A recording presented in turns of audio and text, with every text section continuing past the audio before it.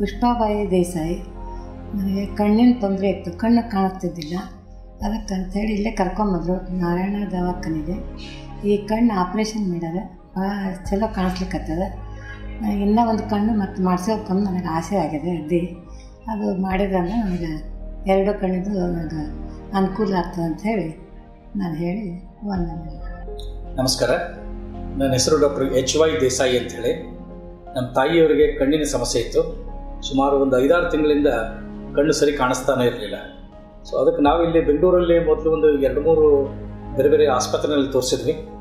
ತೋರಿಸಿದಾಗ doctors check ಮಾಡಿದರು. Of course ಅವರು ಆಮೇಲೆ one of the best doctor ಅವರು ಅಲ್ಲಿಂದ ಸಜೆಸ್ಟ್ ಮಾಡಿದರು. ಅವರು ಹಾಸ್ಪಿಟಲ್ಗೆ ಟ್ರೀಟ್ ಮಾಡೋದಕ್ಕಿಂತ ಅವ್ರು ಹೇಳಿದರು ನಾರಾಯಣ ನೇತ್ರಾಲಯಕ್ಕೆ ಹೋಗ್ರಿ, ನಾನು ಅಲ್ಲಿ ಸಜೆಸ್ಟ್ ಮಾಡ್ತೀನಿ, ಕನ್ಸರ್ನ್ ಡಾಕ್ಟರ್ ಅವ್ರನ್ನ ಭೇಟಿಯಾಗ್ರಿ ಅಂತ ಹೇಳಿದರು. ಅವರು ನಮ್ಮ ಡಾಕ್ಟರ್ ಶೆಟ್ಟಿಯವರ ಹೆಸರನ್ನು ಹೇಳಿದರು. ಅವ್ರು ಹೋಗಿ ಭೇಟಿಯಾಗ್ರಿ ಅಂತಂದರು.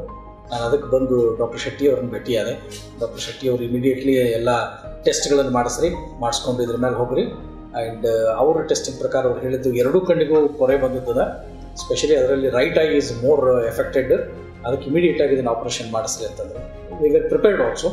ಅದನ್ನು ಮಾಡಿಸ್ಬೇಕಂತ ಹೇಳಿ ನಾವು ತಯಾರಾಗಿ ಬಂದಿದ್ವಿ. Then we went. The main appreciation is the entire staff of the Narayana Nethralaya are very courtesy.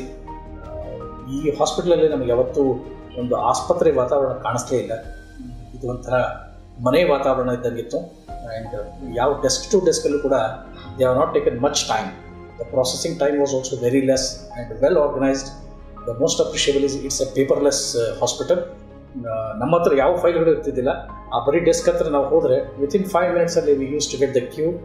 And they are handling an abundant number of patients.